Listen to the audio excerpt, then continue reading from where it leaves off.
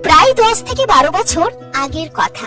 TV খুললেই কানে ভেসে আসতো একটাই গান, কিরণমালা। নায়িকা মানে তখন রুকমা রায়। কিন্তু হঠাৎ কি হলো যে নায়িকা থেকে এক লহমায় খলনায়িকা?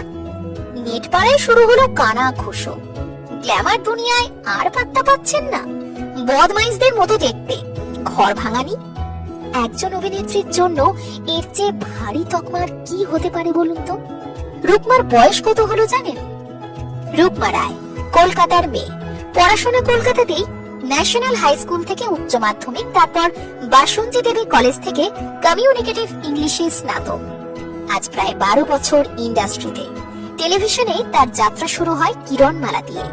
তারপর একের পর এক কাজ, দেশের মাটি, খড়কুটো, ব্যাক টু ব্যাক ধারাবাহিক। তবু পর্দায় কেন এত বদনাম? কারণ অনেকের মতেই নেগেটিভ চরিত্রেই নাকি তাকে বেশি মানায়।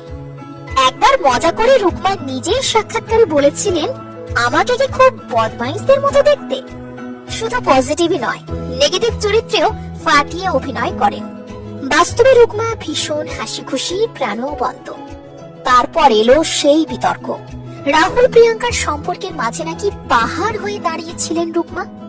নেটিজেনদের কটু মন্তব্যে ভরে গিয়েছিল সোশ্যাল মিডিয়া। লালকুটি ধারাবাহিকের সময় থেকেই নাকি রাহুলের সঙ্গে ঘনিষ্ঠতা, এমন গুঞ্জনে তোলপাড় হয়েছিল টলিপাড়া। কিন্তু সত্যিটা কি জানেন? রুকমা স্পষ্ট করে বলেছিলেন, বন্ধুত্বের মধ্যে প্রেম ঢুকিয়ে দিয়েই লোকজন যত গন্ডগোল করছে। আজ প্রিয়াঙ্কা ও রাহুলের দাম্পত্য আবারও স্বাভাবিক, বিতর্কও এখন অতীত। আর রুকমা নায়িকা থেকে পার্শ্ব চরিত্র, খ্যাতির শীর্ষ থেকে বদনামের বোঝা, এই রাস্তাটা মোটেও সহজ ছিল না। কিন্তু আজ সেই রুকমাই সিট বেঙ্গলের দুঁদে পুলিশ অফিসার।